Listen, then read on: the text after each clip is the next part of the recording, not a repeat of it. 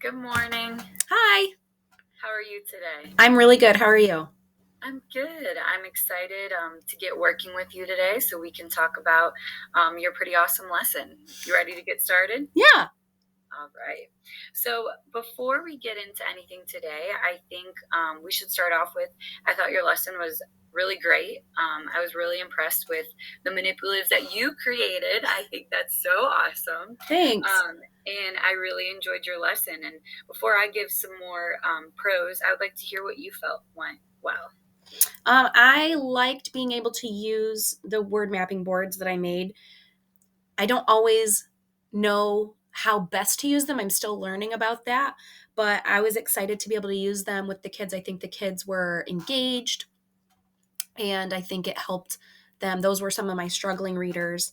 So I think it was helpful for them to study these words and map them out, both trick In words regards and to that, I just want to say I think it's pretty awesome that you were able to bring in your creativity and make something and work with them and being able to find a spot where it fit in. So I thought that was a really good place to use those boards and a really great group of the kids to do it with.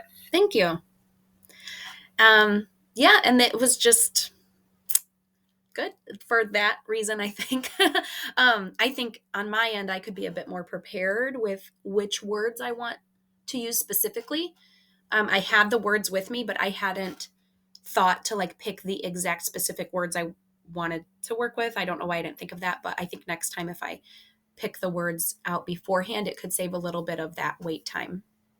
I think sometimes too, with being a teacher, it gets overwhelming and things kind of happen, and you think you have it ready, and then you go to do it, and like you said, you just hadn't looked through the words, and maybe that somewhere in the future I could support you, and you kind of say like, here's a stack of words that we've already done. Could you help me find a way to tie these together and have like a mapping lesson, because that's something maybe as you get further into foundation we can start pulling groups of words that have similar like double letters or digraphs or beginning digraphs and end digraphs.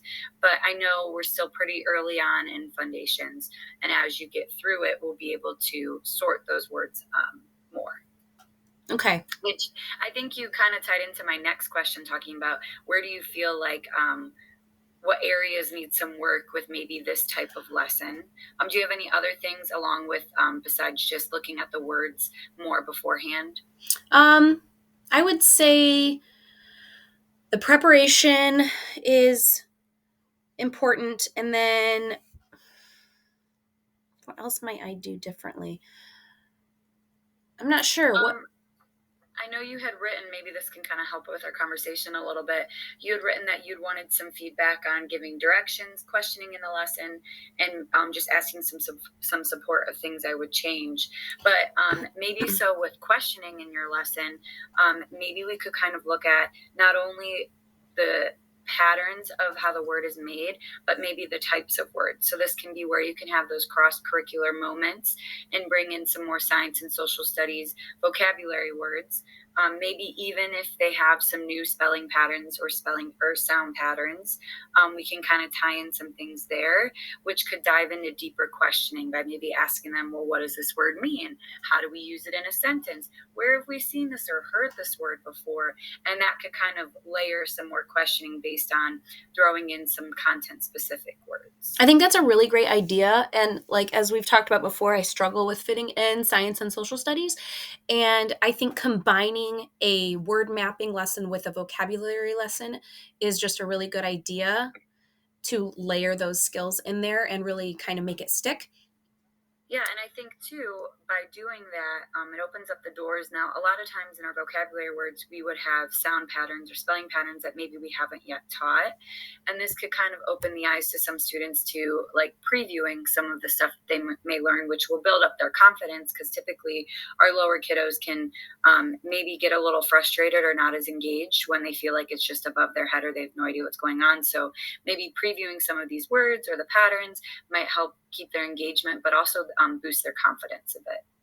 That's a really good idea. And I know that in the title pullout groups, they do preview words and skills that we're going to be going into in foundations. And I think that that does boost their confidence. So I think being able to do that with some vocabulary words as well would be really, really Yeah, and they good for might be able them. to make those connections like, oh, I've seen this before. We talked about this, or Hmm.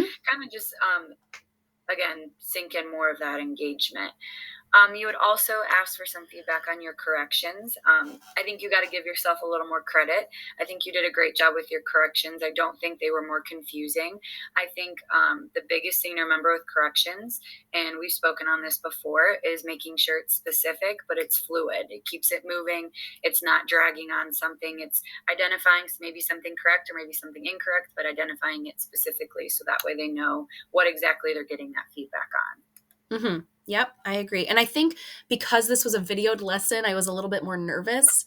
There was a point where a kid gave an incorrect response and I was like, "Yes, blah blah blah." And then I paused and I said, "Wait a minute.